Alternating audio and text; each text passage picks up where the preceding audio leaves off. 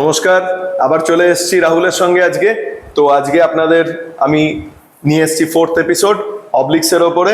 তো first, second, third আপনারা কেমনভাবে করেছেন এবং করে কেমন কি এফেক্ট পেয়েছেন সেটা কাইন্ডলি একটুখানি কমেন্ট বক্সে এসে বলবেন। আর আজকে 4th এপিসোডটা আরও ভালো কিছু ওয়ার্কআউট নিয়ে এসেছি, একটু ভালোভাবে দেখুন, শেষ অবধি দেখুন, নাহলে বুঝতে পারবেন না। তাহলে আমরা দেখে নিই এবার উইন্ডমিল কিভাবে করব। দেখা রাহুল, এটা আপনারা করেছেন বা দেখেছেন অনেক জায়গায় স্ট্রেচিং এইভাবে করতে। দেখুন, এটা ফুল বডি স্ট্রেচের মধ্যেই পড়ে, কিন্তু এই ওয়ার্কআউটটাতে অবলিক ইনভলভ হচ্ছে কারণ বডি রোটেট করছে। ওকে, তো এটাই রেজিস্ট্যান্স নিয়ে এবার আমি দেখাচ্ছি। চলো ডাম্বেল দেখা, রেজিস্ট্যান্স দিয়ে একটু অন্যভাবে হয়, দেখা।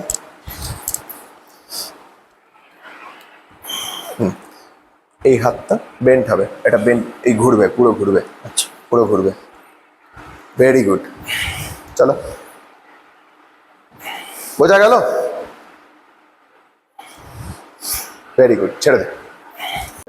উইন্ডশিল্ড ওয়াইপার, তো এটা কিভাবে করবেন? ফার্স্ট দুটো হাতকে একদম স্ট্রেট, বোঝা গেল? পা দুটো 90 ডিগ্রিতে তুলবেন। দেখুন কিভাবে রাখছে ও পাটা, দুটো পা 90 ডিগ্রিতে রাখবেন। ওকে, এবারে একবার লেফটে একবার রাইটে, জাস্ট পা দুটো সাইডে যাবে। চলো নিয়ে যাও, ভেরি গুড। এটা অবলিক্সের খুব ভালো এক্সারসাইজ। হ্যাঁ, চলো, ভেরি গুড। আস্তে আস্তে ব্যালেন্স আসবে, ছেড়ে দাও। ওকে, তো আমাদের নেক্সট ওয়ার্কআউট হচ্ছে ক্ল্যাম্পসেল উইথ রেজিস্ট্যান্স ব্যান্ড।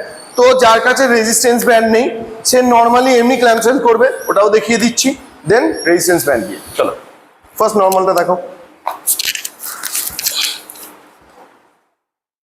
আচ্ছা, ক্ল্যাম্পসেল করতে গেলে দেখুন ফার্স্ট ও সাইড প্ল্যাঙ্ক করেছে। যে সাইড প্ল্যাঙ্ক ফার্স্ট টাইম করে করতে পারবে না, কোমরটা ফেল, এমনি করে দেখা। বোঝা গেল? নেক্সট, এবার কোমরটা তোলো, কোমরটা তুলে করো। হ্যাঁ, এটা করবেন। এরপরে আরো অ্যাডভান্স হয়ে গেলে রেজিস্ট্যান্স ব্যান্ড।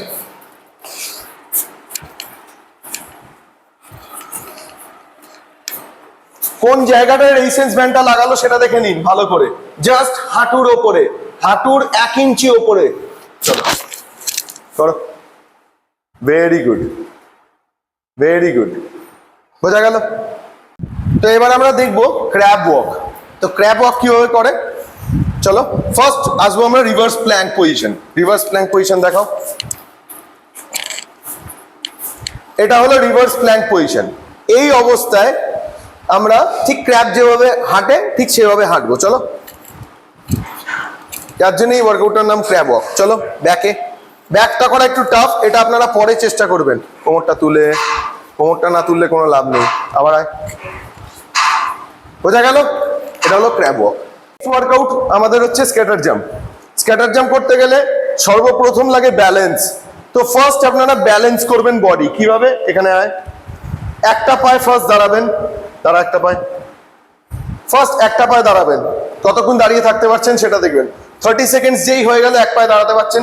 এবার এক পায়ে দাঁড়িয়ে সামনে বেন্ড হবেন, দিয়ে ধরে রাখবেন। এটা 30 সেকেন্ড যেই হয়ে গেল, তার মানে আপনি এবার করতে পারবেন। দেন এক পায়ে আপনি জাম্প করার চেষ্টা করবেন, এই জাম্প করে দাঁড়াবার চেষ্টা করবেন। যখন দেখবেন জাম্প করে আপনি স্টেবল হয়ে গেছেন, দাঁড়াতে পারছেন, দেন এই ওয়ার্কআউটটা করবেন। চলো দেখো,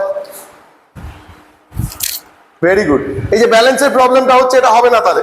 চলো এদিকে, আর এখানে দাঁড়িয়ে হোল্ড করতে হবে, 1 সেকেন্ড হোল্ড, দেন আবার jump, jump, very good, jump, very good, done. Okay, তো আজকে 4th এপিসোড কমপ্লিট। তো 4th এপিসোডের পরে কেমন আপনাদের লাগছে সেটা একটুখানি বলবেন। আর রাহুল খুব ভালোভাবে ওয়ার্কআউটগুলো দেখিয়েছে, তার জন্য থ্যাংক ইউ রাহুলকে। আর আপনারাও ওয়ার্কআউটগুলো ভালোভাবে করবেন, করার পরে আপনারা কেমন কি এফেক্ট পাচ্ছেন আবারও বলছি সেটা একটু কমেন্ট বক্সে এসে জানাবেন, নাহলে আমরা বুঝতে পারবো না যে আপনারা ওয়ার্কআউটগুলো করে কেমন কি এফেক্ট পাচ্ছেন। ভিডিও যদি আপনাদের ভালো লেগে থাকে তাহলে কাইন্ডলি একটু সাবস্ক্রাইব করবেন, একটু শেয়ার করবেন যারা আপনাদের কাছের বন্ধুরা বা আত্মীয় স্বজনরা আছে তাদের সঙ্গে, আর একটু লাইক করবেন। Thank you.